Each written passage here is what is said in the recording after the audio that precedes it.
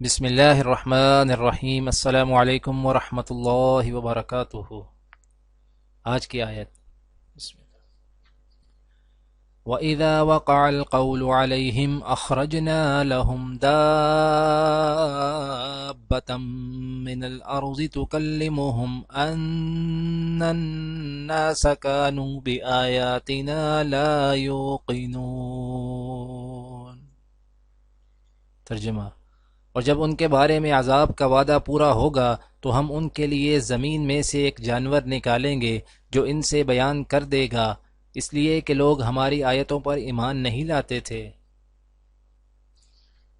آج کی دعا: ربنا اننا آمنا فاغفر لنا ذنوبنا وقنا عذاب النار۔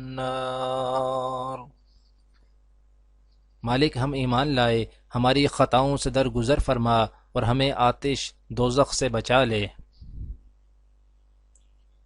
آج کی حدیث: حضرت عبادہ بن صامت رضی اللہ تعالی عنہ نے بیان کیا کہ میں ان نقیبوں میں سے تھا جنہوں نے منا میں لیلۃ العقبہ کے موقع پر رسول اللہ صلی اللہ علیہ وآلہ وسلم سے بیعت کی تھی۔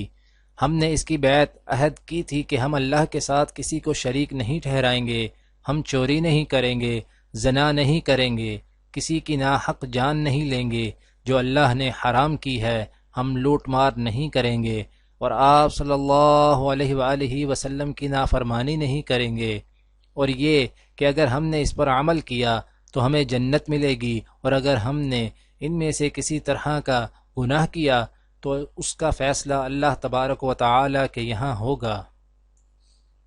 دعا ہے کہ اللہ تعالی دنیا اور آخرت کی تمام بھلائیاں عطا کرے، عمل کی توفیق دے۔ سبحان ربک رب العزت عما یصفون وسلام علی المرسلین والحمد للہ رب العالمین، آمین۔